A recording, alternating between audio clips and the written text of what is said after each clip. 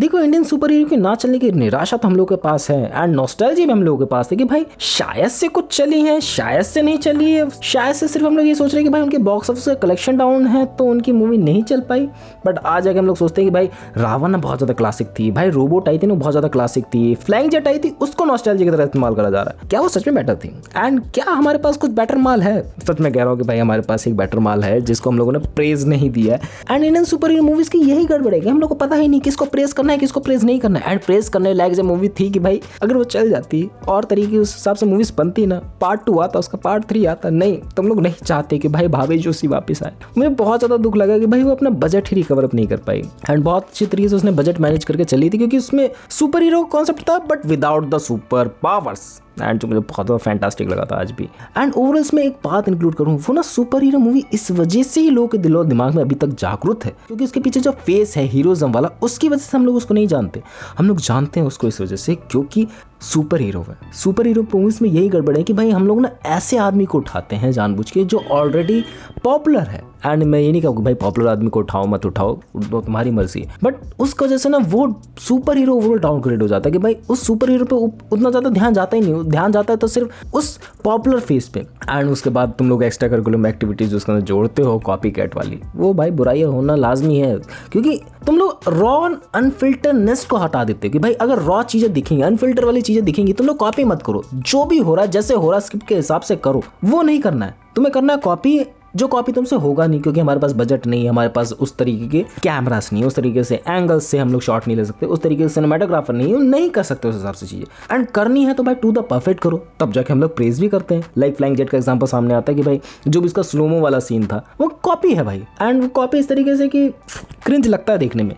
आज भले ही तुम लोगों को नॉस्टैल्जिया लगता बट उस टाइम पे क्रिंज लगता था, उस टाइम पे भी अच्छा लगता था शायद से मेरे को, मैं बच्चा था उस टाइम पे। एंड मेरे को सुपर हीरो मूवीज को जो एक अलग आइकॉनिक सी पहचान दिखी जाता है वो क्या होती है, मैं तुम लोगों से पूछता हूँ क्या है वो चीज़। लिख दिया तुम लोगों ने कमेंट्स में आंसर, मैं तुम लोगों को बताऊँ दैट वाज अ विलन। क्योंकि अगर विलन सुपर हीरो की थोड़ी बहुत मारे नहीं, अच्छे तरीके से ना मारे, उसको कूट कूट के अधमरा ना कर दे, वो मजा नहीं आता है, वो स्ट्रगल्स नहीं दिखाई देते कि भाई ऐसे चुटकी में मूवी खत्म हो गई, ऐसे प्रेडिक्टेबल मूवी चल रही है भाई खत्म हो जाएगी आसानी से। ना बाबू ना, अगर उसके अंदर कुछ स्ट्रगल्स नहीं होंगे भावे जोशी जैसे तो नहीं चलेगी। फ्लाइंग जेट का एग्जाम्पल लेता हूँ कि भाई काइंड ऑफ दिखाने की कोशिश करी गई बट वो विलन क्या था, तुम लोग बताओ वो विलन क्या था। अब बात लेके चले रावण मूवी की, उसका विलन काफ़ी ज़्यादा बेटर था, काफ़ी ज़्यादा बेटर था। दैट वाज लाइक आइकॉनिकल बट थोड़ा सा डम भी था कि भाई डम सिचुएशन में क्या क्या एक्ट कर रहा था बंदा। एंड यही कुछ सोचने समझने वाली बात है। लाइक मिर्नन मुरली के जो भी मूवी आई थी आई थिंक उसमें भी यही गड़बड़ी थी, सुपर पावर सुपर हीरो सब चीज़ दिखाने की कोशिश कर दी गई थी बट मेन जो एकदम प्लॉट है ना वो गड़बड़ा जाता है कि भाई एक हीरो की स्ट्रगलिंग स्टोरी होती है, एक आराम से प्लॉट बिल्ड करा जाता है कि भाई ये हीरो है, इसके बहुत सारे स्ट्रगल्स हैं, ये नहीं कर पा रहा है, इसको कहीं ना कहीं से वो सुपर पावर मिली या फिर वो सुपर पावर खुद ही उसने जनरेट करी है, खुद ही अपनी स्ट्रेंथ बढ़ा रहा है, धीरे धीरे करके जनरी अपडेट हो रही है। हाँ भाई स्ट्रगल्स आ रहे हैं, नहीं चला जा रहा है, फिर नीचे गई एंड उसके बाद उसके पास कुछ ऐसा मोटिव आ जाता है या फिर उसकी बंदी आ जाती है या फिर मैं कहूँ समाज को सुधारने का मौका आ जाता है कि भाई हाँ अब तो सुधार के रहने हैं, फिर वो मूवी और ज़्यादा ऊपर जर्नी पे जाती है एंड वहाँ पर जाकर उसको विलन मिलता है एंड विलन के साथ होते बहुत ज़्यादा पंगे एंड विलन के साथ पंगे होते होते चीज़ें नहीं चल पाती, डिसबैलेंस हो जाती है। एक बार में विलन फिर दोबारा हार जाता है, फिर लेकिन फिर दोबारा विलन इतना ज़्यादा तगड़ा बैकअप लेके आता है कि भाई अब गया, अब नहीं बचने वाला हीरो। सो वहाँ से अलग लेवल की स्ट्रगल चालू होती है। मतलब है वो प्लॉट बिल्डअप है हमारे दिमाग पे, लेकिन तुम उसको गड़बड़ी वाला चलाते कि भाई विलन की भाई हीरो को पावर्स मिली, हीरो ने पावर से ये सब चीज़ें करी, विलन को मारा, प्रेडिक्टेबल स्टोरी थी, खत्म हो गई स्टोरी। एंड ज़्यादा ना कार्टून्स वाली स्टोरीज होती हैं कि भाई नॉर्मली चल रहा है, इनमें VFX में पैसा लगाना नहीं होता इन लोगों को, अब लगाए भी तो उससे रिकवर अप नहीं हो पाता। ये भी मैं सोच समझ पाता हूँ कि भाई अगर लगा भी दिया तो क्या हमारे पास प्रूफ है कि भाई ये मूवी इंडियन सिनेमा के अंदर चलेगी, क्योंकि हम लोग को कहीं ना कहीं बिलीव है कि भाई अगर हीरोइज्म मानते हैं लोग, अगर हम लोग पॉपुलर फेसेस को नहीं लेंगे तो मूवी कैसे चल सकती है, तुम लोग बताओ, नहीं चल सकती ना। एंड तुम लोग ये कहोगे कि भाई हाँ कुछ चुनिंदा मूवीज चली होंगी मे भी कहीं बैक एंड में, मुझे याद नहीं आती, तुम लोग नाम याद दिलाओ मेरे को। एंड हाँ तुम लोगों के सामने वेस्ट के दिमाग में आइडिया आता है क्योंकि वो जानबूझ के चीज़ें करी जाती है, क्योंकि उनके पास पुख्ता प्रूफ है, उन्होंने कॉमिक्स इतनी ज़्यादा बेची है ना, उनको पता है कि अगर इस कॉमिक्स के हिसाब से हम लोग लाइव एक्शन को बनाएंगे ना वो ज़रूर चलेगी। उनके पास मार्वल है, DC है, ये क्यों बने हुए हैं भाई, कब से चलते हुए आ रहे हैं, इनकी कॉमिक बुक्स कब से पता नहीं कितना पैसा इन्होंने छाप दिया है, क्यों? क्योंकि लोगों को पसंद है वो चीज़ें, क्योंकि उन लोगों के पास एक पुख्ता प्रूफ है कि भाई ये चीज़ चली तो लाइव एक्शन तो ज़रूर चलेगा ही और वो बहुत ही ज़्यादा ब्रिलियंट तरीके से चलेगा बस।